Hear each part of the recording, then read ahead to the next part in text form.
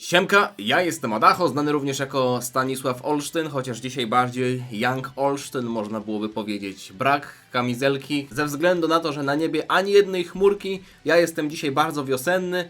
Zresztą tak samo jak Dokkan. Dokkan jest w trakcie dużej kampanii, która ma miejsce jednocześnie na globalnej wersji, jak i na japońskiej.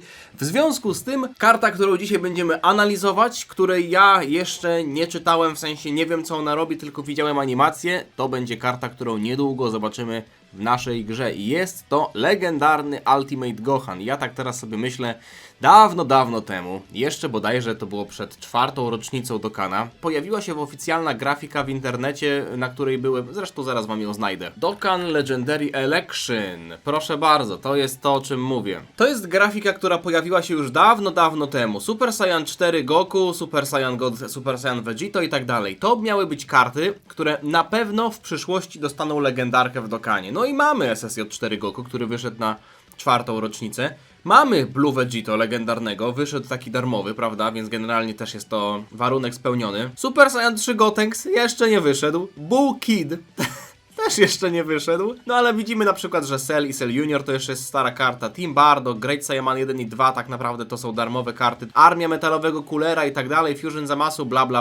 Dużo z tych kart jest tutaj darmowych. Nie ma tak naprawdę jeszcze Birusa, bo jest tylko Birus i Whis. Nie ma po prostu Birusa, a tutaj mam się zgadzać to co do Joty, że tak powiem, więc nie ma jeszcze Birusa, nie ma jeszcze Kid Buu, nie ma Super Saiyan 3 Gotenksa, ale na tej liście był właśnie Ultimate Gohan i ta rzecz zostaje właśnie odhaczona. Dosłownie dla mnie godzinę temu został zapowiedziany Ultimate Gohan. Dla wspierających będzie to prawdopodobnie dzisiaj. Reszcie z was wrzucę ten film być może już jutro. Postaram się nie trzymać go jakoś szczególnie bardzo ze względu na to, że nie chcę, żeby on był jakoś bardzo przedawniony. Aczkolwiek, tak jak mówię, animacje już widziałem, karty jeszcze nie czytałem. Mam przygotowane pliki do analizy tego, co ten Gohan będzie robił. Ja mimo wszystko się cieszę, że nie jest to Kid Buu. Z jednego prostego powodu. Kid Buu zasługuje na znacznie lepszą kartę. A ta karta, którą teraz dostał Gohan, to będzie karta z żółtego baneru, czyli tego Legendary Banner, prawda? I zazwyczaj te karty z żółtymi coinami, za żółte monety, są trochę słabsze. Jakby to był Kid Buu za czerwone coiny, albo za te zielone coiny karnawałowe, to już można byłoby liczyć na to, że to będzie bardzo silna karta. Ultimate Gohan ma już dużo reprezentantów, więc jeśli będzie odrobinę słabszy, to nie będę z tego powodu płakał, aczkolwiek uważam, że nie ma co go tutaj spisywać na straty. Tak czy inaczej, zobaczmy jak wygląda prezentacja tej karty, jeśli chodzi o animację. Na początku oczywiście animacja wejścia. Trochę ubolewam nad faktem, że nie ma słowa na R. Jeszcze raz sobie to obejrzę. Gohan wylatuje, oczywiście to jest ten moment, w którym wraca do świata żywych z zaświatów i w zasadzie z zaświatów. No jakby on nigdy nie umarł, prawda? Ale przylatuje tutaj po tym rytuale odprawionym przez Elder Kaioshinę. Zwykły super atak. Zwróćcie uwagę na te animacje. Jeśli chodzi o to, czy one są płynne, polemizowałbym. Te ciosy są nieco kanciaste. Tutaj mamy z pierwszoosobowej perspektywy, a ten fragment jest autentycznie wzięty z Dragon Balla Super. Nie z Majin Buu Sagi, tylko z Dragon Balla Super, z tego odcinka, gdzie Gohan walczył z Goku przed turniejem mocy. Tutaj, zwróćcie uwagę na to kopnięcie, zaraz do tego wrócimy. To jest ultra super atak. Ten fragment mi się akurat podoba, jak rzuca przeciwnikiem do góry i przygotowuje atak w rękach. Kamehameha. No i tutaj mieliśmy jeszcze fragment, przy którym też chciałbym się na chwilę zatrzymać, zaraz do tego wrócimy. Co jest bardzo fajne w tej karcie, podoba mi się to, że ma ta karta Unit Super Attack, czyli jeśli macie w rotacji, prawdopodobnie taki będzie warunek, Gotenksa, no to aktywuje się dodatkowy efekt i inna animacja. Jak widzicie tutaj SSJ 3 Gotenks walczy u boku Gohana. Oczywiście takiej sytuacji tutaj dokładnie nie było. Co też mnie troszeczkę bawi, to to, że grafika tej karty jest tak naprawdę tą grafiką... A, jeszcze Active Skill. Na której podstawie bazowany był ten SSJ 3 Goku, którego ostatnio dostaliśmy, prawda? Zaraz zresztą zobaczycie o co chodzi. To jest to chyba bardziej popularne combo Gohana, które zostało wykorzystane już w animacjach starszych kart, aczkolwiek nie zostało ono zrobione aż tak dobrze. Ta kwestia wypowiadana tutaj jest troszeczkę uboga, bo Gohan na początku tutaj bije przeciwnika, a potem tam mówi 3 słowa. Mamy tego Goku, prawda? Który niedawno wyszedł i to jest karta, która praktycznie wygląda tak samo. Animacje dupy mi nie urwały, powiedziałbym, że to takie 6 na 10 są poprawne, aczkolwiek jak na to, że to była, można powiedzieć, że długo wyczekiwana legendarka, to jest trochę... Czy zawód? Czy można to nazwać zawodem? Może trochę. Tak czy siak, zwróćcie uwagę na ten kadr. To jest kadr, który jest bardzo popularny. To jest kadr, który prawdopodobnie też znacie. I z tym kadrem wiąże się pewna urocza historia. A mianowicie to, że kiedyś jak jeszcze z Marcią się dopiero poznawaliśmy, to Marcia, i żyliśmy na odległość, to Marcia mi rysowała różne rzeczy z Dragon Balla. Na przykład tutaj Freezę, tak jak mam taki folder, mam taką koszulkę z tymi rysunkami. No i tak się składa, że mam tutaj też rysunek właśnie tego Gohana. No tylko, że tutaj odbicie lustrzane. Widzicie? To jest dokładnie ta sama scena, którą Marcia mi narysowała w styczniu 2016 roku. Można powiedzieć, że to było takie foreshadowing LR Gohana, który pojawi się 8 lat później ponad w Dokanie. Jedna rzecz, o której jeszcze chciałem powiedzieć, ten kadr jest bardzo, bardzo podobny, podejrzanie podobny do tego kadru. I karta SSJ3 Goku, SSJ2 Vegeta z 8 rocznicy też nawiązuje do tego kadru. Też jest tam SSJ3 Goku, który wykonuje Kamehameha w ten sam sposób. Także dużo tutaj nawiązań, niekoniecznie tylko do Gohana, aczkolwiek przejdźmy do tego, co jest znacznie, znacznie ważniejsze od tych animacji, czyli jak ta karta się będzie prezentować w grze. Odnośnie tego, jak dokładnie się będzie prezentować, no to jeszcze trudno tutaj to wyryć w kamieniu, prawda? Bo to są tylko liczby, które zobaczymy w pasywce, aczkolwiek zobaczmy, jak to się w ogóle prezentuje, czy jest tutaj jakiś potencjał, chociażby na papierze. Miejcie na uwadze to, że jest to karta, tak jak powiedziałem, za żółte coiny. Te karty zazwyczaj są odrobinę słabsze niż chociażby Dokkan Festival Exclusive karty, czyli karty za czerwone coiny, albo karty karnawałowe, czyli karty za coiny zielone. Tak jak powiedziałem, karta Super AGL, jeśli chodzi o HP, powiedziałbym nawet, że jest dość spore. 17, praktycznie 18 tysięcy. Pamiętajcie, że to jest to, co tutaj jest pokazane, te statystyki, to są statystyki bez odblokowanego ukrytego potencjału. Oczywiście większość z nas pewnie nie będzie miała tej karty, a jeśli już, to na jednym, w sensie na 0 albo na jednym duplikacie. Ale generalnie jeśli chodzi o maksymalny potencjał karty, czyli o kartę na 4 duplikatach, czyli na 100% ukrytego potencjału, no to można tutaj dodać parę tysięcy, bodajże 5 tysięcy, także tutaj mielibyśmy 23 tysiące HP, 20 tysięcy ataku, no i tutaj mamy praktycznie 10 tysięcy defa, więc około 15 tysięcy defa. Tak czy siak te statystyki mogą tutaj mówić jedno, a potem w pasywce zależy od tego, jak one będą mnożone, więc należy najpierw sprawdzić, co ta karta ma zapisana w pasywce. Leader skill, Majin Buu Saga, Saviors i tak jak właśnie mówię, 150 tylko procent to nie jest raczej karta, którą gra się nominalnie na liderze, chyba że A, jesteście graczami początkującymi i nie macie innych lepszych liderów, albo B, gracie tryby na przykład Ultimate Clash, gdzie się wybiera 2 liderów z własnych kart i tak naprawdę można tam grać takimi kategoriami, nie jest to powiedziane, że 150 to jest mało, bo generalnie gra się tam określonymi kolorami kart, prawda? Więc albo na jakieś łatwiejsze eventy, albo dla graczy początkujących taka liderka jest dobra, ale generalnie jest to karta, której się raczej nie gra na liderze, bo po prostu to 150 to nie jest dużo. Błyskawiczna transmisja na drugą stronę ekranu, ja sobie tutaj odsunę w sumie mikrofonik, żeby sobie nie zasłaniać i czytamy, i czytanko, jest Czesław Czytanko świętej pamięci. Aktywacja wejścia, ok, Ki plus 6 na całą walkę i wszyscy sojusznicy def plus 58% na 2 tury od wejścia tej postaci, jeśli mamy 2 albo więcej sojuszników kategorii Majin Buu Saga on the team. Okej, czyli animacja wejścia może się nie pojawić. Animacja wejścia i ten efekt wejścia pojawia się tylko jeśli w drużynie mamy 2 albo więcej sojuszników z Majin Buu Sagi. Myślę, że to nie jest trudny warunek do spełnienia, bo biorąc pod uwagę to, co zobaczyliśmy w animacjach, czyli unit Super Attack, który wymaga Gotenks'a, większość Gotenksów, nie mówię, że wszystkie, bo chociażby są Gotenksy ze specjala Starblem, większość Gotenksów, a na pewno te Gotenksy, które są obecnie w mecie, to są Gotenksy z Majin Buu Sagi. Więc myślę, że jedną kartę mamy już zapewnioną. Drugą, myślę, że oczywistą byłby Ultimate Gohan, ten, który ostatnio dostał EZA. Tech Ultimate Gohan, który tak naprawdę przed transformacją ma nazwę Gohan Teen, a po transformacji jest dopiero Ultimate Gohan. On mógłby się z tym Gohanem linkować. Więc myślę, że ten warunek jest do spełnienia jak najbardziej. Ki plus 6 na całą walkę, to jest dość sporo, powiem wam. Także mamy praktycznie zwykły super atak zapewniony, bo mamy Ki plus 3 od jednego lidera, Ki plus 3 od drugiego lidera, Ki plus 6 sami sobie dajemy, więc mamy 12 Ki praktycznie zawsze. Wszyscy sojusznicy 58% na 2 tury. Fajny buff, biorąc pod uwagę, że dużo przeciwników w grze jest silnych od samego początku, albo na przykład dużo sojuszniczych kart potrzebuje tej pierwszej tury, żeby się trochę rozkręcić. Chociażby właśnie ten Ultimate Gohan, Tech Ultimate Gohan, który ostatnio dostał EZA. On jest niesamowity, on ma sufit praktycznie nieskończenie wysoki, ale te pierwsze tury mogą go troszeczkę złapać momentami, nie mówię, że zawsze, więc ten dodatkowy def dla sojuszników będzie Bardzo przydatny. Plus tak naprawdę zwróćcie uwagę na to, że to działa na 2 tury. Czyli gościu się pojawia, ten Ultimate Gohan, supportuje całą rotację, potem go nie ma, ale i tak supportuje całą rotację. Mimo tego, że go nie ma w tej rotacji, prawda? W drugiej turze. Okej, przechodzimy do tych normalnych, podstawowych cech. Ki plus 3, atak def 180 i garda na wszystkie ataki.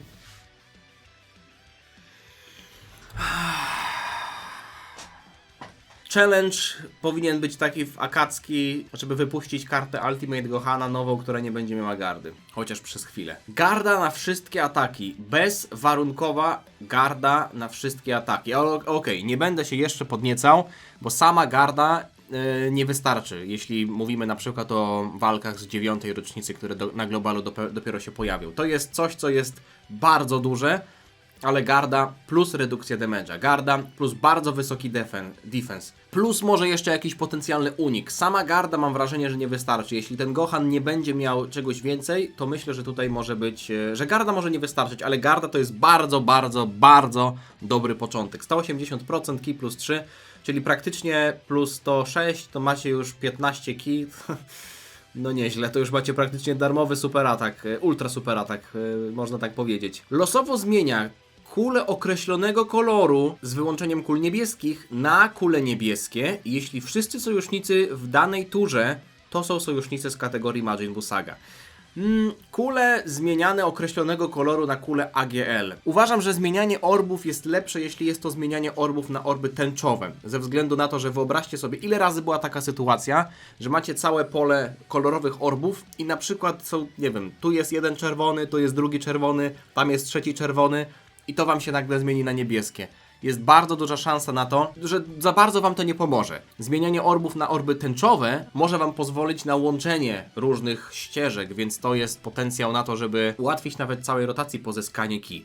Tak czy inaczej, uważam, że jeśli gralibyśmy nim pod Majin Buu Saga, to byłby dobry dodatek dla niego, aczkolwiek też trzeba brać pod uwagę to, że są w tamtej kategorii karty, które mogą z tego powodu cierpieć. Więc to też zależy od tego, jakimi kartami będziemy grać, prawda?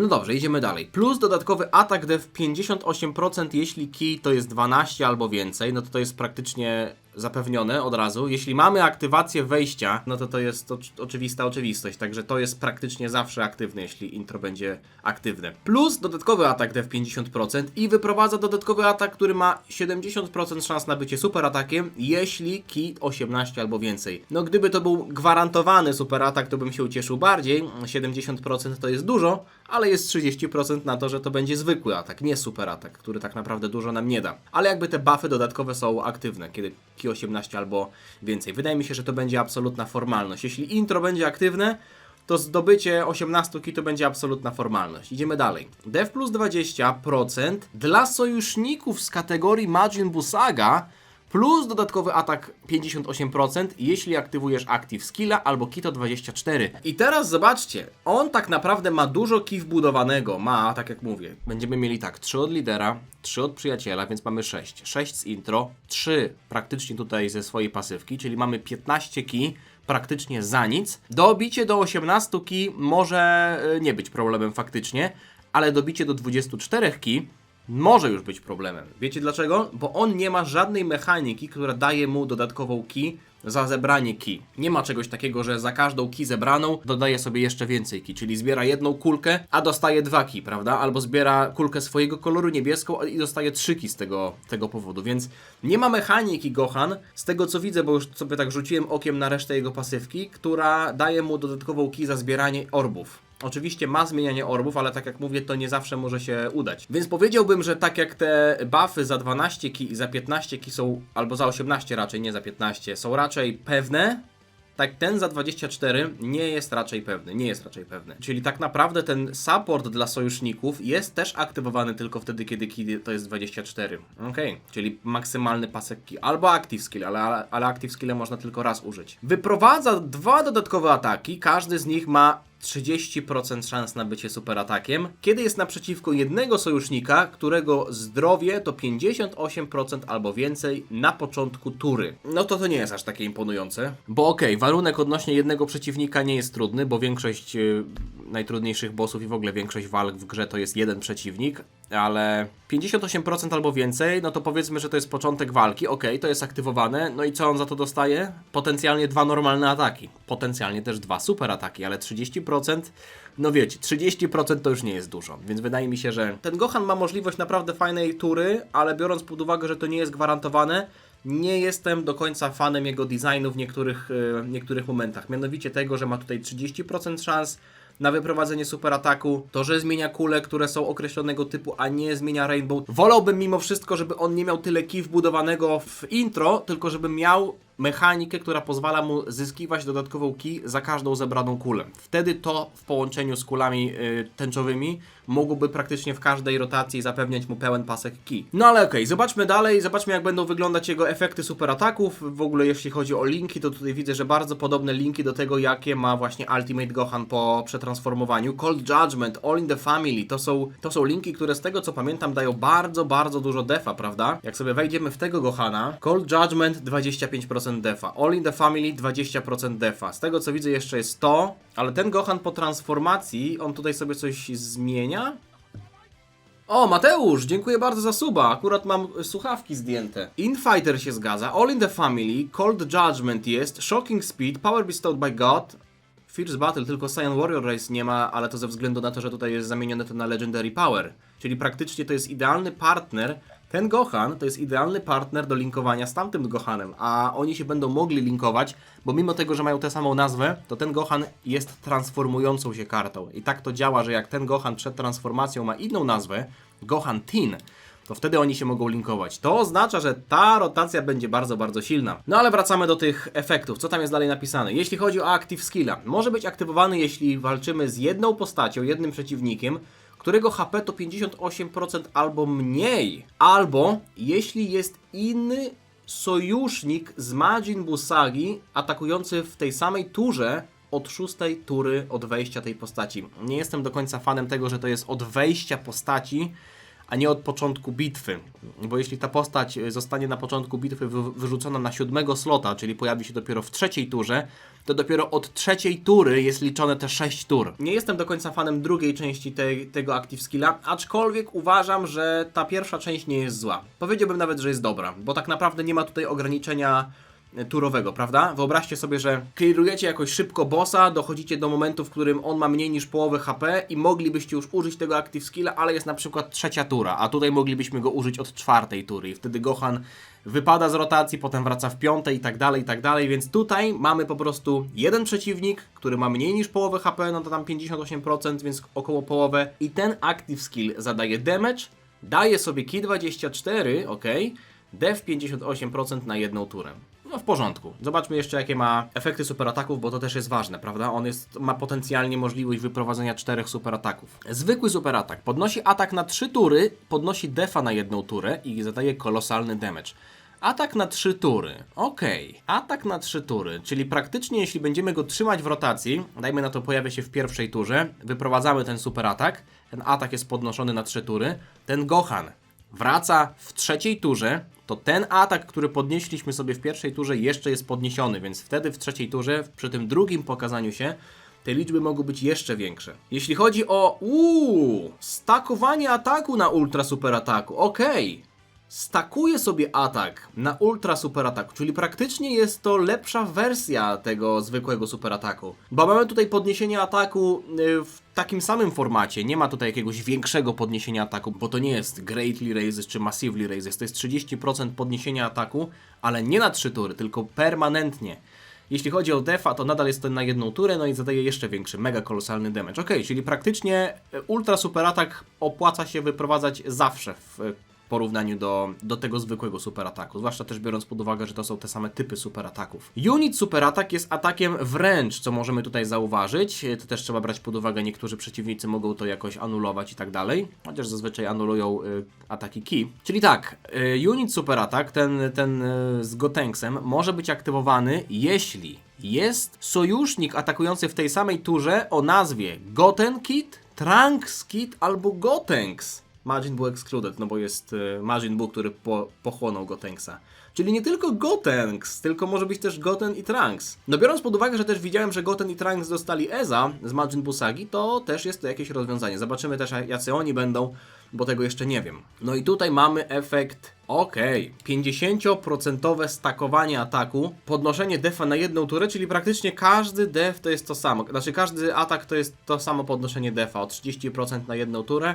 Mega Colossal Damage i podnosi defensywę sojuszników o 50%. O kurde, 58% na jedną turę. Ten efekt się przyda tylko i wyłącznie wtedy, kiedy tego Gohana będziecie mieli na pierwszym albo drugim slocie. No bo jeśli podnosi na jedną turę, czyli atakujecie jako pierwszą kartą tym Gohanem, no to druga i trzecia ma podniesioną defensywę. Jeśli atakujecie tym Gohanem jako drugą kartą w rotacji, no to tylko ta trzecia będzie mogła z tego skorzystać, prawda?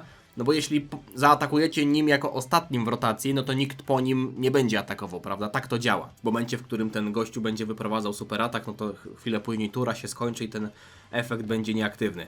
No, musiałbym zobaczyć, jak to będzie wyglądać w grze. Trudno tutaj to oceniać na podstawie samych liczb, aczkolwiek biorąc pod uwagę, że ten Gohan może wyprowadzić 4 super ataki w próżni, prawda? Jest możliwość, że to zrobi. Wyprowadza zwykły super atak, tutaj ma 70% szans na kolejny, 2 tutaj dodatkowe. Co mi się podoba w tym Gohanie, to to, że on ma tutaj dużo statystyk zapisanych. Ma tutaj atak def 180%, bardzo łatwe do aktywowania kolejne 58%, bardzo łatwe do aktywowania kolejne 58%, nieco trudniejsze do aktywowania 58%, jeśli ki macie 24%, ale tak jak się spodziewałem, tak jak się troszeczkę obawiałem, ten Gohan polega w sumie defensywnie tylko na gardzie i na defensywie. A uważam, że może być to trochę za mało. Jeśli będziecie mieli turę, w której on będzie miał aktywowanego tego supporta, będzie miał aktywowanego tego active skilla, wyprowadzi 3 albo 4 super ataki, podniesie sobie z każdym defa na jedną turę, no to generalnie z gardą myślę, że większość ataków powinien przytankować albo przeżyć. Zwłaszcza też biorąc pod uwagę, że ma świetne linki. Cold Judgment, All in the Family to są linki, które dają bardzo dużo defensywy. Ale jest możliwość, że będziecie mieli turę, w której wyprowadzicie jeden super atak, potem 3 kolejne ewentualnie będą normalnymi super atakami, no i ta sama garda nie wystarczy. Nie uważam, że to jest bardzo silna karta, która wskakuje na jakąś totalną topkę w porównaniu do tego, co ostatnio dostawaliśmy, albo chociażby mogliśmy zauważyć na większych celebracjach. Aczkolwiek jest to solidna karta, która myślę, że w połączeniu z tym Gohanem, Tech Ultimate Gohanem może coś tam namieszać i myślę, że te linki tutaj to będą właśnie największe narzędzia do tego, żeby ten Gohan swoje liczby bardzo podniósł. Tak myślę. O, widzę, że tutaj już na Twitterze pojawiały się tłumaczenia, także ja tutaj skorzystam z tego, co użytkownik Minato wrzucił na... Co ty takiej babeczki wrzucasz, kurwa? Wrzucił już jakieś tłumaczenia, nie wszystkich, ale... Czy wszystkich? A nie, wszystkich. To jeszcze sobie na to zerkniemy. Czyli jest ten Majin Buu, którego bardzo dobrze wspominam, bo to była karta, której używałem na Mistrzostwach Świata. On przed EZA praktycznie nie robił nic. Zmieniał kulki z fioletowych na czerwone, dodawał sobie jakieś tam 50% ataku i defa, no i miał jeszcze dodatkowego nuka za zebranie kul czerwonych, ale praktycznie nic nie robił. Ewentualnie no to było to, co tutaj właśnie przeważało o jego użyteczności. Zadawał obrażenia wszystkim sojusznikom, no i plus to zmienianie kul, to było całkiem przydatne na Mistrzostwa Świata, póki jeszcze takich dobrych kart nie było. Teraz widzę, że podnosi atak o 50% na jedną turę, defa o 30% na jedną turę, no i tutaj wygląda na to, że zostało to samo, czyli zadaje obrażenia wszystkim sojusznikom i ma szansę na stuna. Również zmienia fioletowe kule na czerwone i ten buff został zwiększony do 150% z 50%. 50% ataku i defa za czerwoną kulę zebraną, tam było 10 wcześniej, także jest tutaj znaczny wzrost, bo to jest nuke, prawda, czyli za każdą czerwoną kulę dostajecie tyle. Jest potencjał na naprawdę dużą liczbę, ale to tylko w próżni oczywiście. Wyprowadza dodatkowy super atak. O, jeśli zbierze 5 albo więcej kul, to byłoby dobre na Mistrzostwa Świata, prawda? To byłoby dobre, żeby dobić przeciwników, okej. Kiedy jest sojusznik Majin Buu Saga w tej samej turze atakujący, redukuje damage o 30% przy zebraniu 3 czerwonych kul i redukuje damage otrzymany o dodatkowe 3% za każdą czerwoną kulę, poczynając od 4. Zastanawiam się, czy ta karta miałaby prawo bytu w drużynie Majin Buu, prawda, złożonej z samych Majin Buu. Szczerze mówiąc, nie sądzę. Nie sądzę, ze względu na to, że to jest postać, która potrzebowałaby dostać bardzo, bardzo dużo w każdej rotacji, żeby mieć potencjał na to, żeby przetrwać. 150%, no zebralibyście, nie wiem, na przykład 6 czerwonych kul, no to już macie tutaj dodatkowe 300. Tu byłoby 39% redukcji damage'a z samym defem, tutaj podniesienie jeszcze defa, w sumie nawet 2 razy podniesienie defa, bo on wyprowadza 2 super ataki przy zebraniu 3 kul. No on bazuje praktycznie na tym wysokim potencjalnym defie i na tej redukcji damage'a, ale to jest wszystko coś, o co trzeba trochę się postarać i trzeba trochę grać pod tego bu, żeby on to miał, więc nie uważam, żeby to było aż tak warte tego. Zobaczymy, zresztą nie jestem w stanie ocenić tego performance'u tej karty, jak nie widzę liczb, prawda? Ale uważam, że tutaj dużo trzeba będzie jej uwagi poświęcić. Herkules! Co robi Herkules? On ostatnio też był, proszę Państwa, dość fajną kartą. Powiedziałbym nawet, że bardzo sytuacyjną, bo miał tak, wysoką szansę na unik, czyli 50% szans, no i tutaj redukcję damage'a, prawda? Im mniej ma HP, tym mniej obrażeń otrzymuje. Maksymalnie 90% redukcji damage'a. No i tak naprawdę na super ataku jedyne co tam się działo to jakiś tam stun. Podnoszenie ataku i defa o 50% na jedną turę. Okej, wysoka szansa na stuna i zadaje damage wszystkim przeciwnikom? Przecież on nie miał wszystkim To jest jakiś błąd. Nie, to jest jakiś błąd. To jest jakiś błąd, co? Właśnie. O właśnie, Int Hercule nie jest AOE. Przecież on nie może mieć czegoś takiego, bo nie zadawał wcześniej obrażeń wszystkim przeciwnikom. On ma jeszcze szansę na inny super atak, ale do końca nie wiem, na czym polega ten boost, że wzmocniony będzie efekt super ataku, no mniejsza. Pasywka jest ważniejsza. Atak def 50%, 150% przy super ataku, wysoka szansa na unik, czyli to co było, a jeśli HP to 50% albo więcej, dodatkowe 10% szans na unik, czyli 60, tak? No to myślałem, że może zwiększył do przynajmniej 70. Redukcji damage nie tknęli praktycznie. Atak def 50%, wszyscy sojusznicy atak def minus 10% za każdego Majin Buu Sagę. Kurde bele. Myślałem, że trochę bardziej go wzmocnią, ale no tutaj trzeba było być z nim ostrożnym, bo 90% redukcji damage'a, no to nie są przelewki. Problemem tej karty jest to, że jeśli macie dużo HP, jeśli gracie drużyną, która na przykład regeneruje HP albo jest bardzo silna i trudno jej zbić HP, to ten Herkules nie będzie się dobrze sprawował, bo ten Herkules największą redukcję damage'a ma, kiedy wy macie najmniej HP, prawda? Więc teoretycznie mogłoby być tak, że ten Herkules dostaje pierwszego mocnego strzała i to HP spada i wtedy podejrzewam, że tak to działa, że ta redukcja damage'a się zwiększa. No ale to jest igranie z ogniem, więc nie sądzę, żeby to była karta, którą miałbym jakoś szczególnie grać, tak szczerze wam powiem. Ten Goten i ten Trunks, wiecie co? Tych Gotena i Trunksa zerknę tylko tak pobieżnie, bo na nich mi aż tak za bardzo nie zależy, co oni tutaj mają, chociaż oni mieli, pamiętam, że redukcję damage'a. 50% podnoszenia ataku defa na jedną turę, podnosi atak sojuszników o 40% na jedną turę, atak def 180, redukcja damage'a o 50% i dodatkowa 30% widzę, kiedy jest Trunks w drużynie, okej.